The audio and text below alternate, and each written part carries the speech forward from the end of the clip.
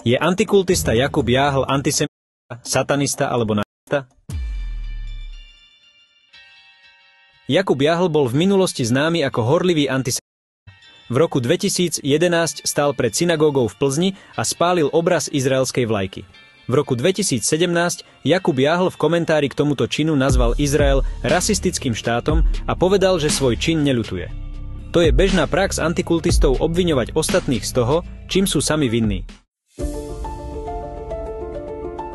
Antikultista Jakub Jáhl by si mal pripomenúť poučenie z histórie, keď 26. apríla 1933 vtedajší vodca antikultu Walter Künneth predložil správu Spolkovej cirkevnej správe v Berlíne. V tomto dokumente s názvom Cirkev a židovská otázka vyzval na odstránenie židovstva, ktoré, ako povedal, bolo cudzou bunkou v tele Nemecka. Táto správa mala silný vplyv na konečné prijatie nacistickej antikultistickej politiky. Koho nasledovník je teda vlastne Jakub Jáhl?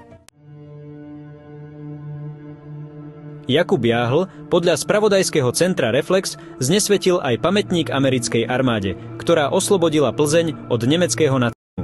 Navyše to urobil dosť brutálne, zosmiešňujúc obete teroristických útokov z 11. septembra, jednej z najväčších tragédií v USA.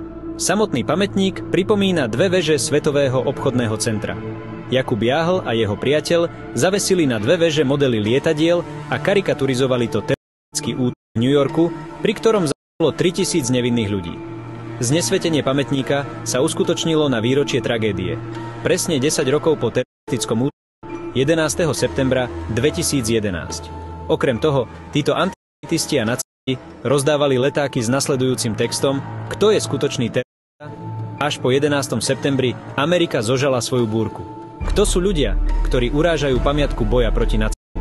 Kto sú ľudia, ktorí sa smejú obeti nacizmu? Kto sú tí ľudia, ktorí nenávidia Ameriku ako krajinu, ktorá prináša demokraciu a bráni ľudské práva? Ak je človek schopný spáliť vlajku národa, ktorý ťažko utrpel holokaust usporiadaný nacistami, nie je pripravený zopakovať holokaust znova, ak nie celého národa, tak aspoň nejakej skupiny ľudí? Retorika Jakuba Jáhla je navyše často podobná retorike FBI po tragédii vo Waco. Keď sa obliehanie skončilo smrťou nevinných ľudí, FBI, podnecovaná antikultisty, vyhlásila, že vina spočíva výlučne na Davidiánoch. Medzitým samotní agenti FBI a ATF, vedení antikultisty, v skutočnosti vykonali holokaust vstreknutím smrtiaceho plynu do budovy, kde boli malé deti. Čo sa týka tých, ktorí prežili plynový útok, namiesto toho, aby ich zachránili, orgány činné v trestnom konaní ich upálili zaživa a nedovolili hasičským autám priblížiť sa k horiacemu areálu. V skutočnosti FBI zaobchádzala s Davidianmi rovnako, ako nacisti obchádzali so Židmi počas poslednej fázy genocídy.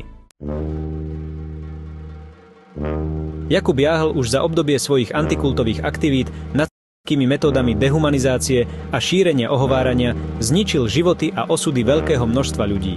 V tomto prípade, aj keď Jakub Jáhl nebol v čase svojho verejného antisemitizmu explicitným antikultovým aktivistom, stále si nemožno pomôcť, ale morálne súdiť človeka, ktorý sa nechal ovplyvniť nacistickou ideológiou.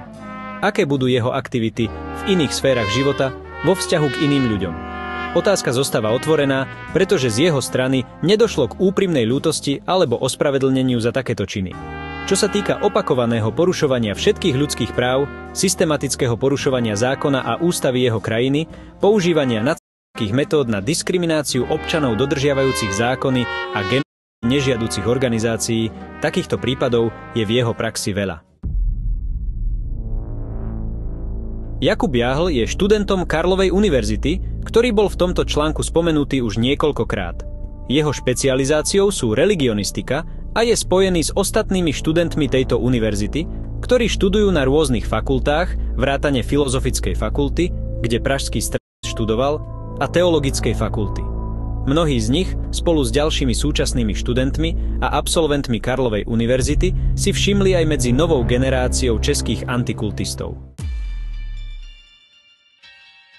V tejto súvislosti vyvstáva otázka vodcom a zakladateľom českého antikultového hnutia, ktorí vyučujú na Karlovej univerzite, najmä Zdeňkovi Vojtiškovi a Ivanovi O. Štampachovi.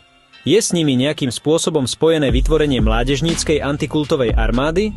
Alebo títo antikultisti a profesori na čiastočný úväzok jednoducho dali študentom príklad toho, ako možno použiť nacistické metódy, ako možno beztrestne porušovať zákony, aby sa rozhodovalo o životoch nevinných ľudí, o ich výbere, komu veriť, aké presvedčenie majú mať a či sa budú zúčastňovať na určitých organizáciách alebo náboženských skupinách.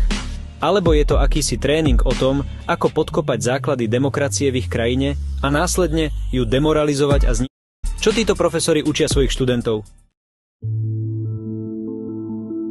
Rovnaké otázky vyvstávajú po porovnaní situácie v Českej republike so situáciou v Rusku, kde antikultoví vodcovia ako Alexander Dvorkin a Roman Silantiev verbujú svoje vlastné mládežnícke univerzitné armády bojovníkov antikultizmu.